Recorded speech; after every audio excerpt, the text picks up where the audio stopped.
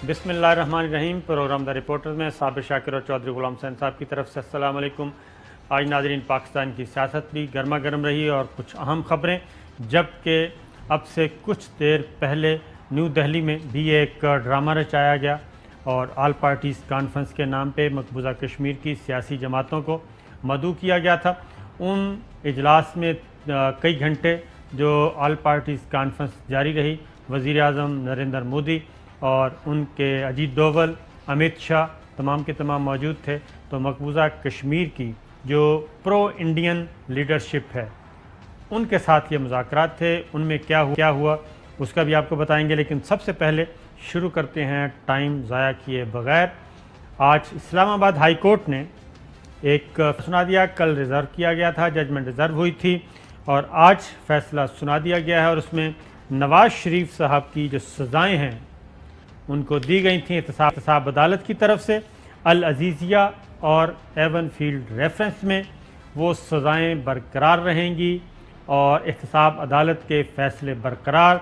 नवाज़ शरीफ साहब को बाकायदा तौर पे एक बार फिर मफरूर, इश्तिहारी और सज़ा याफ्ता करार दे दिया गया है और ये फ़ैसला उनकी गैर हाज़िरी में सुनाया गया, क्योंकि वो ऑलरेडी मफरूर हैं और जो फ़ौजदारी मुकदमात हैं, क्रिमिनल लॉ है, उसके तहत जब तक मुजरिम जो है वो ख़ुद सरेंडर ना करे अदालत के सामने, उसका किसी किस्म का कोई हक़ दाद रसी बाकी नहीं रह जाता। उनको मौका दिया गया लेकिन वो नहीं आए और आज फिर फ़ैसला सुना दिया गया, सज़ाएँ बरकरार और नवाज़ शरीफ साहब एक बार फिर मुजरिम करार। और high court, Islamabad high court ने ये करार दिया है कि जनाब, जब भी नवाज़ शरीफ सरेंडर करेंगे तो वो इसी अदालत के सामने अपील, राइट ऑफ अपील उनका बरकरार है और यही होना था। चौधरी साहब सुनाएं, आज के बाद क्या होगा? तो आज के बाद दो चीज़ें हो गई ना कि मोहतरम नवाज शरीफ जो हैं, पहले उन्हें ट्रायल कोर्ट जो एहतसाब अदालत थी बशीर साहब की, और दूसरी उन्होंने जो सज़ाएँ दी थी उनके ख़िलाफ़ इनकी अपीलों का हक़ था इस्लामाबाद हाई कोर्ट में।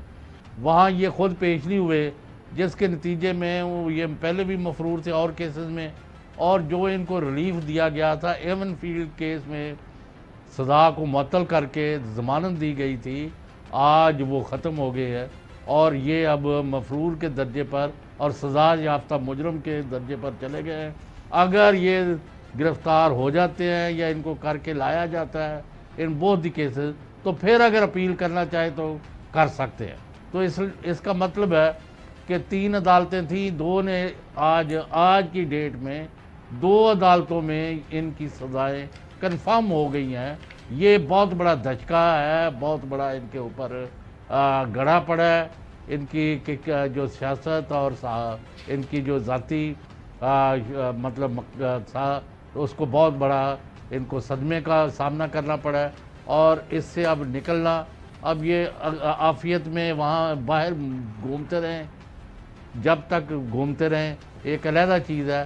पाकिस्तान में इनके सियासी और ज़ाती रास्ते महदूद और मसदूद होते जा रहे हैं। बिल्कुल ठीक है। ये जस्टिस आमिर फ़ारूक साहब सीनियर मोस्ट जज हैं इस्लामाबाद हाई कोर्ट के, उन्होंने ये जजमेंट तहरीर की है और उनके साथ हैं जस्टिस मोहसिन अख्तर कियानी।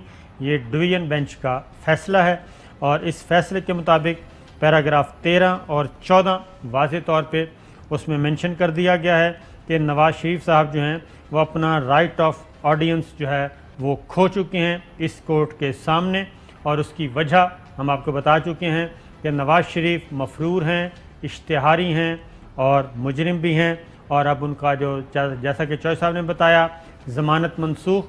अब सिर्फ एक ही तरीका है कि वो अपने आप को सरेंडर करें और उनकी अपील सुनी जा सकती है अगर वो आकर अपील करेंगे। और अगर वो पाकिस्तान में बग़ैर ज़मानत के आते हैं और ज़मानत हो नहीं सकती, आते हैं तो उनको एयरपोर्ट पे गिरफ़्तार किया जाएगा, जेल पहुंचाया जाएगा, बशर्ते के हालात उनके मुवाफ़िक ना हों। ऐसी सूरत हाल है और शायद इसीलिए चौधरी साहब उन्होंने ये मुनासिब समझा कि फ़िलहाल عدالت کے سامنے پیش نہ ہوا جائے اور یک طرفہ طور پہ فیصلہ لیا جائے، اور انہوں نے یہ یک طرفہ طور پہ فیصلہ لیا کیونکہ عدالت کی معاونت کر رہے تھے اعظم نذیر تارڑ صاحب، جو کہ اس وقت سینیٹر ہیں پاکستان مسلم لیگ نواز کے۔ دو ہی آپشن انہوں نے کہا تھا کہ ہو سکتی ہیں، دو ہی صورت نکل سکتی ہیں، ایک ہے کہ پینڈنگ رکھ لی جائے، ایک ہے کہ خارج کر دی جائے، اور وہ خارج ہو گئی، اور نیب کا بھی یہی موقف تھا۔ تو چوہدری صاحب، یہ کب واپس آئیں گے نواز شریف صاحب؟ جب ان کی مرضی کی کوئی یہاں حکومت ہوگی یا مرضی کی عدالت ہوگی۔ بالکل صحیح ہے۔ تو رانا ثناء اللہ صاحب نے جی عدالت کے فیصلے کا مقدم کیا ہے، سنائیے گا جی۔ ہم اسلام آباد کے اس فیصلے کا خیر مقدم کرتے ہیں کیونکہ اپیل عدم پیروی کی بنیاد پہ خارج کی گئی ہے، اور ساتھ ہی عدالت کے معزز جج صاحبان نے میاں نواز شریف صاحب کو یہ حق دیا ہے کہ وہ جب بھی واپس آئیں تو واپس آ کے وہ درخواست دے سکتے ہیں، ان کی اپیل پھر بحال ہو جائے گی اور اس کا میرٹ کے اوپر فیصلہ ہوگا۔ یہ ہر قیمت پہ دھل جائے گا اور میاں نواز شریف اس سے جو ہے وہ باعزت بری ہوں گے۔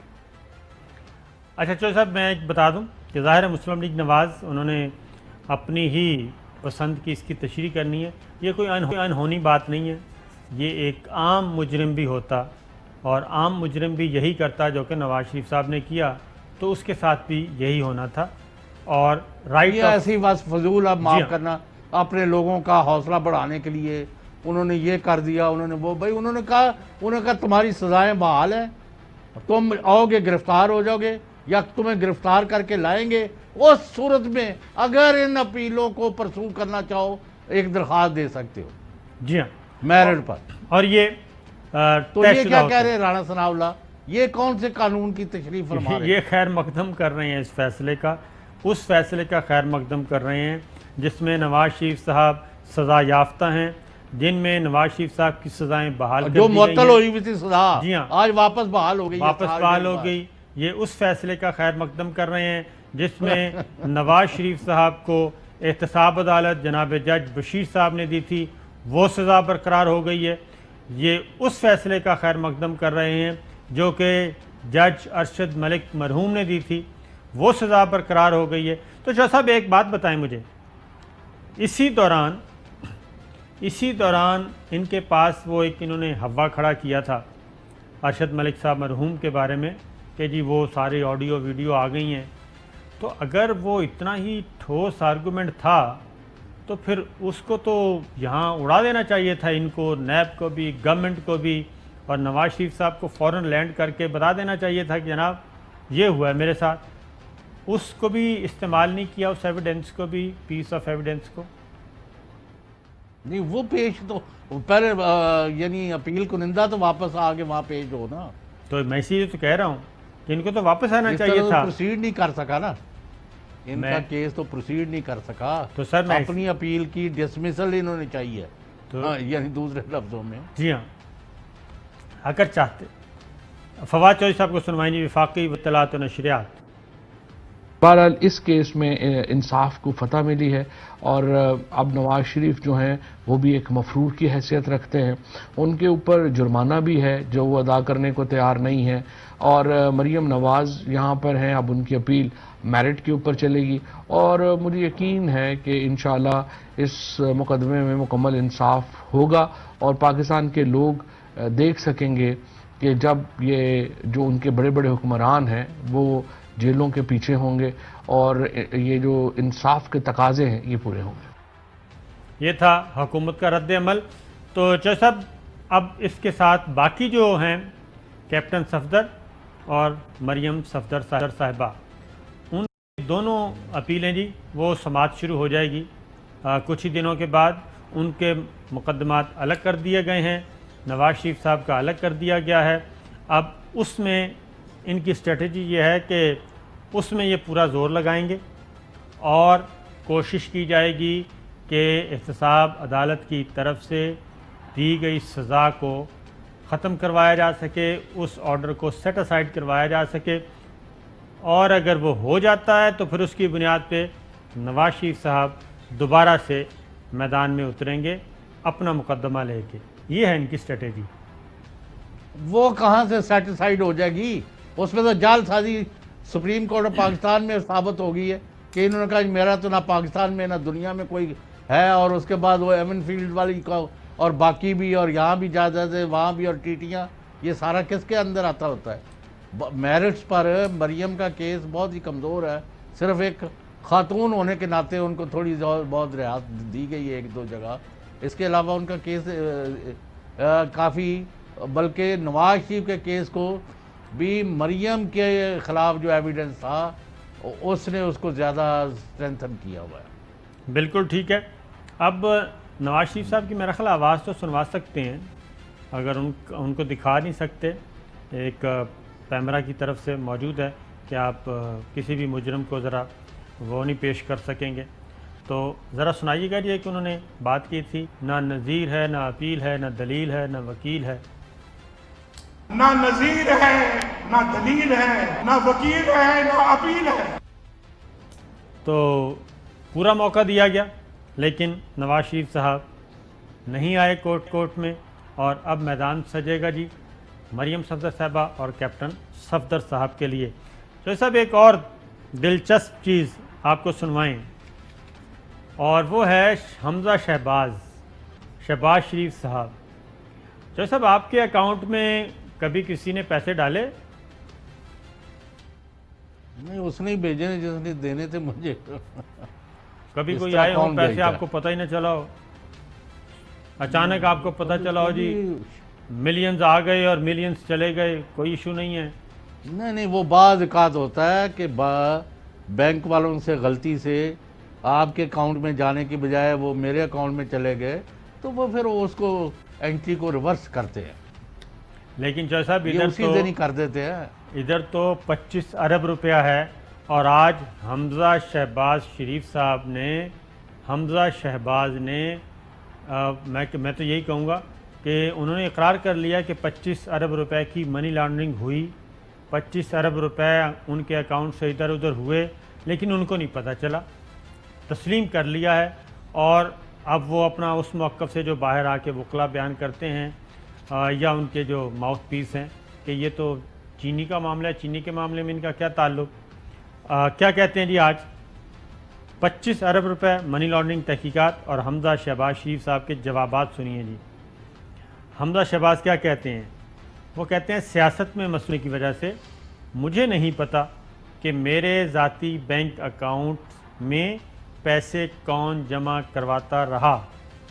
نمبر 2، رمضان شوگر ملز کا CEO تھا، لیکن چپڑاسی اور کلرکوں کے اکاؤنٹس میں 25 ارب روپے کس نے جمع کروائے؟ اس کی ذمہ داری میری نہیں ہے. سلمان شہباز اور رمضان شوگر ملز کے ملازمین بیرون ملک کیوں فرار ہوئے؟ مجھے علم نہیں. حمزہ شہباز، ان 25 ارب روپے میں اگر کوئی ناجائز رقوم یا آمدن آئی تو اس کی ذمہ داری میری نہیں. حمزہ شہباز، الزامات کا جواب میری قانونی ٹیم دے گی عدالت میں. حمزہ شہباز سیٹ آف قوانین اور اینٹی منی لانڈرنگ قانون 2010 سے بھی لا علم نکلے. انسداد کرپشن ایکٹ 1947 سے بھی واقف نہیں ہوں. چوہے صاحب، یہ میرے پاس فون پڑے ہیں، آپ کے پاس بھی ہے. تو آج کل تو تمام بینکوں نے بہت اچھا انتظام کر دیا ہے کہ جیسے ہی آپ کے اکاؤنٹ سے کوئی پیسہ نکلوائے یا آپ کے اکاؤنٹ میں کوئی پیسہ آئے تو یہ فوراً ایک SMS آ جاتا ہے اور بتا دیا جاتا ہے کہ جناب آپ کے اکاؤنٹ میں اتنے پیسے آئے ہیں، فلاں اکاؤنٹ سے آئے ہیں اور آپ کا بیلنس اتنا ہے، اور اسی طریقے سے کہ آپ کے اکاؤنٹ سے اتنے پیسے نکلے ہیں، وہ چیک کے ذریعے نکلے ہیں، کیش کے ذریعے نکلے ہیں، وہ کریڈٹ کارڈ کی کوئی پیمنٹ ہوئی ہے، وہ کہیں کسی گروسری سٹور پہ یوز ہوا ہے، ابراڈ یوز ہوا ہے، وہ ساری ڈیٹیل آ جاتی ہیں ود ان نو ٹائم. تو حمزہ شہباز کیسے کہہ سکتے ہیں کہ ان کو پتہ ہی نہیں چلا، لیکن مان گئے ہیں کہ 25 ارب روپے ادھر ادھر ہوئے. صابر شاکر صاحب، بات یہ ہے کہ باوجود اسلامی جمہوریہ پاکستان، عوامی جمہوریہ چین اور برادر ملک ترکی وہاں کے ساتھ اور ان کے پاکستان کے بہترین تعلقات کی وجہ سے بعض معاملات کو حکومت پاکستان اور ریاستی ادارے ان کو کھول کر باہر نہیں لاتے۔ میں آپ کو انتہائی اہم ترین شخصیت کو کوٹ کر رہا ہوں کہ $19 بلین جو سی پیک کے لیے پہلے آیا، اس میں گراؤنڈ پر $10 بلین خرچ ہوا، $9 بلین جو ہے غیر ملکی یعنی کمپنیوں کے بندے کھا گئے اور یہاں کے حکمران کھا گئے اور یہاں کے افسر کھا گئے، اور یہ تماشا ہوا ہے پاکستان کے ساتھ۔ اور پھر آپ نے ان کے ساتھ پارٹنرشپس کی ہوئی تھیں اور یہاں سے پیسے، یہاں سے خود ہی ٹھیکے وہاں ان کی کمپنی جو تھی ترکی میں یا چائنا میں ادھر میں جمع ہو رہے تھے۔ میں کہتا ہوں کہ انتہائی لعنتی کام ہے۔ جو کوئی ملک کے خزانے کے ساتھ اس طرح کرتا ہے وہ اپنے بدترین انجام کو پہنچنا چاہیے۔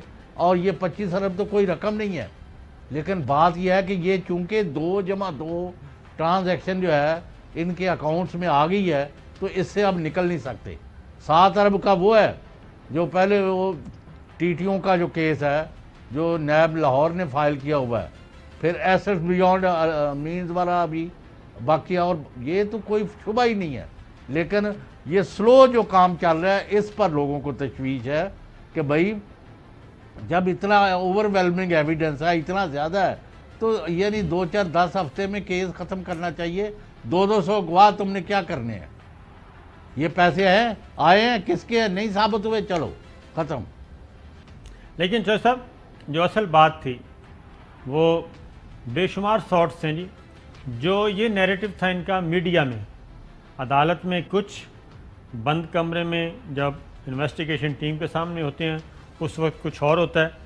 جو ان کا پولیٹیکل نیریٹو تھا یہ تو جی چینی کا معاملہ ہے، چینی سے ہمارا کیا تعلق، ہماری شوگر ملوں سے کیا تعلق، ہمارا تو کاروبار میں نے چھوڑ دیا تھا، جبکہ یہ 25 ارب روپے کی منی لانڈرنگ، منی ٹریل موجود، بینک اکاؤنٹس موجود، بینک اکاؤنٹس کی ڈیٹیل موجود، لوگ موجود، لیکن وہ کون لوگ ہیں؟ کوئی کلرک ہے، کوئی چپراسی ہے، کوئی بیچارہ کسی کے اس کے فرشتوں کو بھی نہیں پتہ کہ اس کا آئی ڈی کارڈ اور اس کے نام کے اکاؤنٹ کھلے ہوئے ہیں۔ بالکل اسی طریقے نہیں سے تو ان کا موقف جو ہے کوئی ٹینیبل ہے؟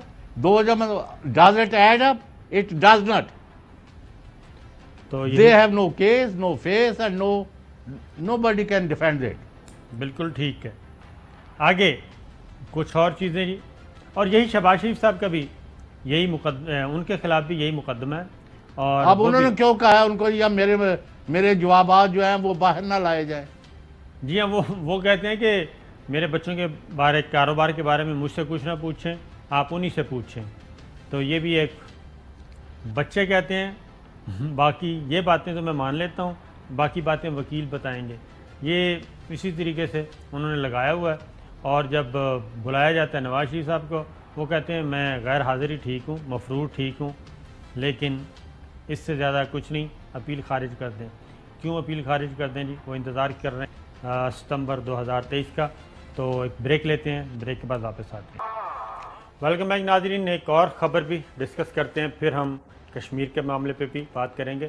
جیسا صاحب لاہور میں آصف علی زرداری صاحب متحرک ہیں، نہ صرف متحرک ہیں بلکہ آموں کے تحفے بھی بھجوا رہے ہیں، آموں کی پیٹیاں بھجوائی جا رہی ہیں، مینگو ڈپلومیسی جو ہے وہ شروع ہو چکی ہے، اور مزید ان کی ملاقاتیں ہو رہی ہیں۔ منظور بھٹو صاحب سے بھی ہوئی، اور اس سے پہلے سردار ذوالفقار خان کھوسا، پھر محمود احمد خان، خاص طور پہ ساؤتھ پنجاب اور سرائکی بیلٹ جو ہے اس کو انہوں نے فوکس کیا ہوا ہے، اور اب ذرا سینٹرل پنجاب کی طرف بھی آ رہے ہیں، اور منظور بھٹو صاحب کو انہوں نے دوبارہ یاد فرمایا، اور ان کو بھی میرا خیال ہے کہ کہہ رہے ہیں کہ اگلے الیکشن سے پہلے آپ بھی پاکستان پیپلز پارٹی میں واپس آ جائیں۔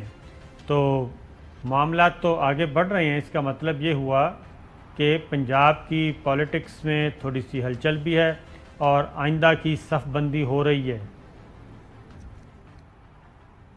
بالکل ہو رہی ہے۔ اب الیکشن میں ہے ہی کتنا ٹائم، 2 سال تو ہے زیادہ سے زیادہ، نہیں سر، 1 تو سال۔ اس لیے جی جی جی وہ تو آپ بڑی دیر سے فرما رہے ہیں نا کہ بھئی الیکشن وقت سے پہلے ہو سکتے ہیں۔ جی ہاں بالکل۔ وہ تو ڈیپینڈ کرتا ہے سچویشن پر۔ میں تو ویسے عام جو آئین کا جو اور قانون کے تحت 18 اگست 2018 کو حلف اٹھایا تھا وزیر اعظم نے، 10 دن پہلے اسمبلی میٹ ہوئی تھی، ہاں جی تو اس حساب سے تو یہ جا کے 2023 میں ہی ہے. جی ہاں اگر گورنمنٹ چاہے تو کچھ دیر پہلے کرا لے. بالکل صحیح ہے. تو خیر وہ تو اب ہونے تو ہے ہی ہے نا 2 سال کے اندر اندر کسی وقت. جی ہاں تو ایک تو یہ ہے کہ ابھی تک پنجاب میں پنجاب کے لوگوں نے ایک دفعہ پیپلز پارٹی کو بہت برے طریقے سے ریجیکٹ کیا ہوا ہے. یعنی پچھلے 3-4 الیکشن جو ہوئے ہیں ادھر پیپلز پارٹی کو کسی پاکٹ سے کوئی سیٹ ملی ہے، ورنہ ایک وقت پنجاب کو پیپلز پارٹی کا گڑھ سمجھا جاتا تھا، اور 70 کے الیکشن میں بھی حکومت میں آئی تھی پنجاب کی وجہ سے، یعنی ایسٹ پاکستان کی علیحدگی کے بعد. سندھ میں تو ایبسولوٹ میجورٹی نہیں ملی تھی ان کو. تو اس لیے کہنے کا مطلب یہ ہے کہ جب تک کوئی نئی روح نہیں پھونکی جاتی، کوئی عوامی پروگرام آئے، کوئی حکومت کو نیچا دکھانے کے لیے، یہ کئی اقدامات ہیں، تو ابھی کسی جگہ بھی ان کو چند 100 یا چند ہزار ووٹوں سے زیادہ ابھی تک نہیں ملے.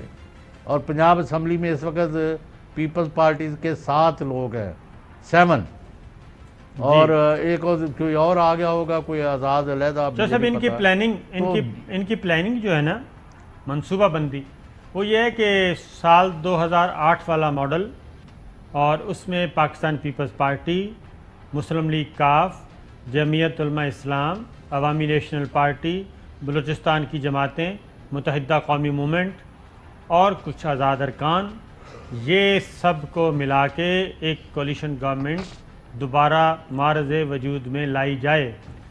زرداری صاحب اور چودھری پرویز الہی صاحب اس فارمولے پر عمل کر رہے ہیں. جنرل کیانی ماڈل کہتے ہیں اس کو، کہ اس طرح کا کوئی کام کر لیا جائے، اس لیے فوکس یہ کر رہے ہیں. اور ایک اور بات بھی جو صاحب آپ سے پوچھتا ہوں، اس بات کا کتنا امکان ہے کہ آئندہ الیکشن سے پہلے جنوبی پنجاب کا صوبہ بن جائے اور سینٹرل پنجاب ایک سائڈ پہ نکل جائے؟ اس پہ کتنے امکان ہیں؟ اس میں پھر آپ کو پتہ ہے کہ پھر تو مسلم لیگ نواز کو تو وہ میجورٹی بھی دوبارہ حاصل نہیں کر سکیں گے پورے پنجاب میں. نہیں، اس کے لیے تو آئین آڑے آ رہا ہے نا. تو اگر آئینی ترمیم پر ساری پارٹیاں متفق ہو جائے، اگر پیپلز پارٹی اور پی ٹی آئی متحد ہو جاتے ہیں، امینڈمنٹ تو ہو سکتی ہے. ہاں، اس میں صورت ہو سکتا ہے. لیکن پہلے لارجر جو بات آپ نے کی ہے نا، پہلے اس کا میں جواب دے لوں. اس وقت جو صورتحال ہے صوبہ پنجاب، جہاں 12 کروڑ کی آبادی ہے، وہاں اس وقت یعنی مقابلہ، اور پنجاب میں 148 سیٹوں کی تو تقسیم کا جو ایشو ہے وہ تقریباً نون لیگ اور پی ٹی آئی برابر جا رہے ہیں. اگر پی ٹی آئی اپنے اگلے الیکشن سے پہلے اپنے کرتوت جڑے نے انہاں نوں ختم کر کے کارنامے ودا لیندی ہے اور پرو پیپل اور پرو پور چیزیں کرنا شروع کر دیتی ہے، اور وہ جو لوگ ان سے متنفر ہو کے بھاگے جا رہے تھے وہ واپس رجوع کر لیتے ہیں، کیونکہ ابھی تک عمران خان کے اوپر جو ہے لوگوں کا اعتماد قائم ہے، ان سے توقعات ہیں کہ یہ ڈیلیور کریں. اگر وہ کر دیتے ہیں تو تقسیم سے نکل کے P T I comfortably Punjab میں بھی اور فیڈرل گورنمنٹ میں بھی واپس اقتدار میں آ سکتی ہے. اگر آج کی صورتحال دیکھی جائے تو نون لیگ کو پنجاب میں ہرانا سب کے لیے مشکل ہے. تو اس کا میں اسی کی طرف آپ جو بات کر رہے ہیں، میں اسی کی وجہ سے میں نے وہ بات کی تھی کہ پاکستان پیپلز پارٹی، پاکستان تحریک انصاف، اور یہ اگر ہو جاتے ہیں، مل جاتے ہیں، ساتھ ایم کیو ایم بھی ہوگی سینٹر میں بھی، تو کیونکہ صوبہ پنجاب سے سمپل میجورٹی سے ایک چاہیے ڈیمانڈ کہ تقسیم کر دیا جائے جی صوبہ، تو اگر یہ ہو جاتا ہے تو پھر نہیں وہ بہرحال وہ ترمیم کرنی پڑے گی آئین میں. نہیں، پنجاب میں وہ تو مرکز میں کرنی پڑے گی نا، صوبے سے تو ایک ریزولوشن چاہیے نا سمپل میجورٹی کی. نہیں، صوبے سے ریزولوشن کر کے تو اس سے صوبہ نہیں نا بنتا. لیکن سینٹر میں آ کے پھر اسی کی بنیاد پہ امینڈمنٹ آئے گی نا، آئین میں ایک ترمیم آئے گی، اور آپ کو معلوم ہے کہ اچھا الیکٹورل ریفارمز اور یہ جو آپ کے بل وغیرہ ہوئے تھے اس میں بھی پارلیمانی کمیٹی بنا دی گئی ہے اور بیک ڈور چینل پہ کچھ کامیابیاں. اچھا میں اور کوئی بات کرنے لگا ہوں. جی اچھا ہو جائے تو بہت اچھا. ہاں جی جنوبی پنجاب بھی بننا چاہیے, سینٹرل بھی بننا چاہیے, باقی بھی ہونا چاہیے, جی اور سندھ کے بھی 2-3 صوبے بننے چاہیے, اور کے پی کے بھی. وہ یعنی صوبے بنانے کوئی حرج نہیں. آپ دیکھتے نہیں ہیں کتنے کتنے صوبے ہیں ایران کے, افغانستان کے اور کئی ملکوں کے جی ہاں اندر, اور انڈیا کے کتنے ہیں. اچھا میں اور بات کرنے لگا ہوں. جی اصل میں اس وقت ایک بڑی ایفرٹ ہو رہی ہے ود ان مسلم لیگ نون, کیونکہ ان کو بھی اقتدار میں رہنے کا ایک بڑے عرصے سے بہت زیادہ ان کو مطلب شوق ہے. یعنی اقتدار کے بغیر مسلم لیگ جو ہیں وہ, میرا مطلب ہے جیسے مچھلی جو ہے وہ پانی کے بغیر نہیں رہ سکتی, یہی ان کی حالت. تو اب وہ دیکھ رہے ہیں کہ مسلم لیگ جو ہے نواز وہ شریف فیملی کی وجہ سے ایک بند گلی میں داخل ہو گئی ہے. اگر شریف فیملی کو چھوڑ کر کوئی قابل اعتبار اور بظاہر دیانتدار کو leadership P M L N سے ابھر آئے اور ان کو تقسیم کر دے شریف فیملی کو اور مسلم لیگ نون کو, تو اس صورت میں ایک نئی یعنی شکل بن رہی ہے اور اس پر کام ہو رہا ہے. یعنی مسلم لیگ نون سے شریف فیملی کو بے دخل کر کے قیادت جو سب کو قابل قبول ہو, محب وطن بھی ہو اور بے ایمانی پر بھی یقین نہ رکھتی ہو. اس وقت جو چوہدری صاحب, I hope I have said. میں وہی کہہ رہا ہوں کہ کیونکہ اس وقت تک جو سٹیٹس ہے, الیکشن ہوتے ہیں, ایون 2023 میں بھی اگر الیکشن ہوتا ہے تو 2023 میں بھی مسلم لیگ نواز شریف فیملی کی جو لیڈرشپ ہے یا تو ان کو مقدمات کا سامنا ہے یا پھر وہ ڈسکوالیفائی ہیں. مریم صفدر صاحبہ کی ابھی آ جائے گی اپیل, اس میں بھی معاملات کا پتہ چل جائے گا. اور پھر مریم صفدر صاحبہ کے خلاف کچھ معاملات پینڈنگ بھی ہیں, ان کو ابھی تک ٹچ ہی نہیں کیا گیا. ایون پاناما کیس میں جو سپریم کورٹ کا فیصلہ آیا تھا اس کے کئی حصوں کو چھیڑا ہی نہیں گیا ابھی تک. اور اگر وہ کرمنل پروسیڈنگ نہیں کی گئی, کرمنل پروسیڈنگ سٹارٹ نہیں کی گئی اور وہ بھی ابھی سٹارٹ ہونی ہے. تو شریف فیملی تو بدستور زیر عتاب رہتی ہے جب تک کہ وہ کلیئر نہ ہو جائیں مقدمات سے. تو اس لیے جو آپ بات مسلم کر لیگ رہے ہیں, نون سے مسلم لیگ شریف فیملی سے ڈائیورس ہوتی ہے کہ نہیں, یہ ایشو ہے. تو اس کے لیے تو ضروری ہے چوہدری صاحب, جس طرح الیکٹیبلز آپ کو معلوم ہے نا کہ الیکٹیبلز تو ہر جماعت میں ہوتے ہیں, تو الیکٹیبلز تو مسلم لیگ نواز میں بھی موجود ہیں. اور اگر وہ الیکٹیبلز اپنے آپ کو شریف فیملی سے الگ کر لیتے ہیں اور شریف فیملی ڈسکوالیفائی رہتی ہے تو ایسی صورت میں تو وہ سچویشن بھی نہیں رہتی جو یہ کہہ رہے ہیں کہ ٹیکن ایز گرانٹڈ, جب الیکشن کروائیں تو جناب ہم جیت جائیں گے. وہ صورتحال تو پھر نظر نہیں آتی. نہیں, یہ اس الیکشن میں بھی میں آپ کو پہلے بھی کہہ چکا ہوں, آج بھی کہتا ہوں, یہ یعنی خواہ ریپیٹیشن ہی ہو, کئی لوگوں پوری دنیا میں ہمارا پروگرام دیکھ رہے ہوتے ہیں تو ان کی سہولت کے لیے 2018 میں بھی آج تک کسی نے گجرانوالا ڈویژن اور آپ کے ڈویژن اور آپ خاص طور پر آپ کا ضلع اور سائیوال اور اوکاڑا اور پاک پٹن, ان کے رزلٹس کو جو ہے 11 بجے تک کیا رزلٹس تھے اور اس کے بعد صبح 11 بجے تک کیا ہوا, یہ کہ جی وہ مطلب یہ بائیکاٹ کر دیں گے اور یہ ہو جائے گا وہ ہو جائے گا. تو یہ ان کو کسی جگہ 100 ووٹوں سے, کہیں 200, کہیں 500, کہیں 3000, میکسیمم 3000, یعنی ان کے 15, 20, 40 بندے جتوا دیے گئے. وہی بات, اس رات چوہدری صاحب ریاست کو بلیک میل کیا گیا اور ریاست کو بلیک میل کیا گیا کہ اگر اور نہیں ہونا چاہیے تھا, اگر اس رات ریاست بلیک میل نہ ہوتی تو آج سچویشن بالکل مختلف ہونی تھی. اور اسی لیے یہ سب کچھ ہوا جو آج ہم دیکھ رہے ہیں. ایک بریک لیتے ہیں, بریک کے بعد مقبوضہ کشمیر کی صورتحال اور مودی سرکار سے کیا ڈیمانڈز کی گئیں اور انہوں نے کیا لالی پاپ دیا, بریک کے بعد. ویلکم بیک ناظرین, آج مقبوضہ کشمیر کے حوالے سے ایک اہم ترین इजलास बुलाया था Narendra Modi, prime minister India, Ajit Doval, Amit Shah और रॉ के चीफ, इंटेलिजेंस ब्यूरो के चीफ, आर्मी चीफ, इन सब की मौजूदगी में एक अहम तरीन इजलास हुआ था अमित शाह की सदारत में। और उसके बाद ये फ़ैसला किया गया था कि एक आल पार्टीज़ कॉन्फ्रेंस बुलवाई जाए और मकबूजा कश्मीर की सियासी जमातों को, कश्मीरी क़यादत को दावत दी जाए। ये बता दें कि ये आज जो 14 जमाती इत्तेहाद गया, वो सारी की सारी जमातें प्रो इंडियन, प्रो दिल्ली, जिनको उर्फ़ आम में कठपुतली जमातें कहा जाता है, वो गई थी। कांग्रेस थी, फारूक अब्दुल्ला, महबूबा मुफ्ती और बाकी बेशुमार नाम है छोटी मोटी जमातें। 4 घंटे की तवील नशिस्त हुई, लेकिन हमारे पास जो इत्तलात हैं इसमें कोई बहुत बड़ा ब्रेक थ्रू नहीं हो सका, बल्कि दोनों ही फरीकैन ने सोचने के लिए वक्त मांगा है। इत्तेफाक नहीं हो सका किसी एक बात पे भी कि आगे कैसे बढ़ा जाए। और पहले ज़रा ग़ुलाम नबी आज़ाद कांग्रेस के रहनुमा हैं, उनका ज़रा शॉर्ट सुनिए, वो क्या कह रहे हैं, क्या डिमांड रखी गई। हमने 5 बड़ी मांगें सरकार के सामने रखी।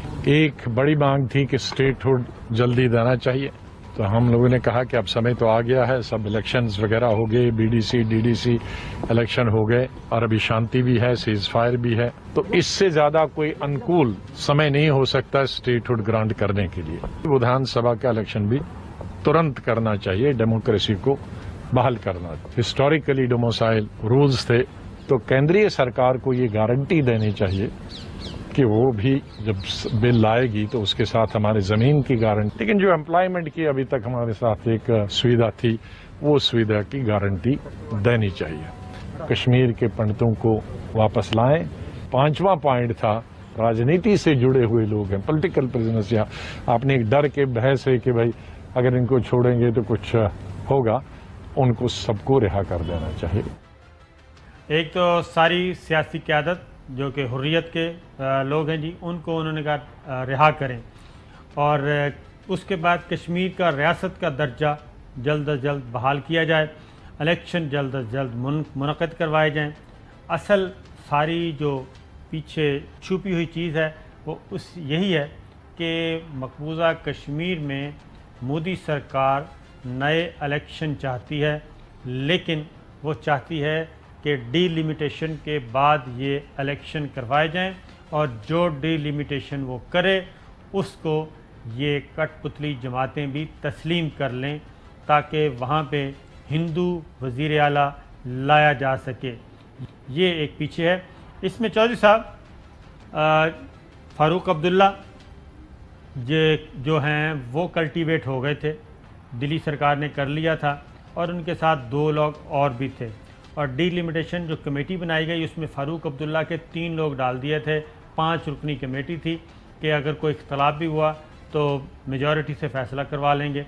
लेकिन जो बकिया जमातें हैं, महबूबा मुफ्ती और दीगर 14 जमातें, उनको जब ये मालूम हुआ कि फ़ारूक अब्दुल्ला मुकमुका कर रहे हैं और तने तनहा सौदा कर रहे हैं, उसके बाद ये मामलात ख़राब हुए और मामलात आगे न बढ़ सके और फ़ारूक अब्दुल्ला को पसपाई इख्तियार करना पड़ी। चौधरी साहब फरमाइए। लेकिन एक बात है कि हिंदुस्तान को बिल आकर घुटने टेकने पड़ने हैं, और अभी उन्होंने इन लोगों से मुलाकातें की हैं, इन्होंने हुर्रियत से भी मुज़ाकरात करने ने, इन्होंने पाकिस्तान, हिंदुस्तान और कश्मीरी लीडरशिप के मुज़ाकरात भी होने हैं, और बैनुल-अक़वामी ताकतों के नुमाइंदों ने भी बीच में बैठना है। ये सारा प्रोसेस वो पहले एग्री कर चुके हैं। यहाँ खामखा ये शोर में जाते थे अपोजिशन वाले, वो हो गया, ये हो गया। हिंदुस्तान को सक्सेसफुली यानी इस नीचे गिरा दिया गया है कि उनके पास स्वाइस पॉलिटिकल सेटलमेंट, नेगोशिएटेड सेटलमेंट या कश्मीरियों के साथ बाशमूल पाकिस्तान के साथ मुज़ाकरात जो है तीनों फरीकों के, उसके बगैर कोई रास्ता नहीं। प्रोग्राम का वक्त हो गया ख़त्म, और 370 पे जब बात हुई तो उन्होंने कहा कि ये मामला सुप्रीम कोर्ट में है, पेंडिंग है, लेकिन ख़बर यही है कि कोई अंडरस्टैंडिंग नहीं हो सकी। वक्त मांगा है, देखते हैं क्या होता है। इजाज़त दीजिए, अल्लाह हाफिज़।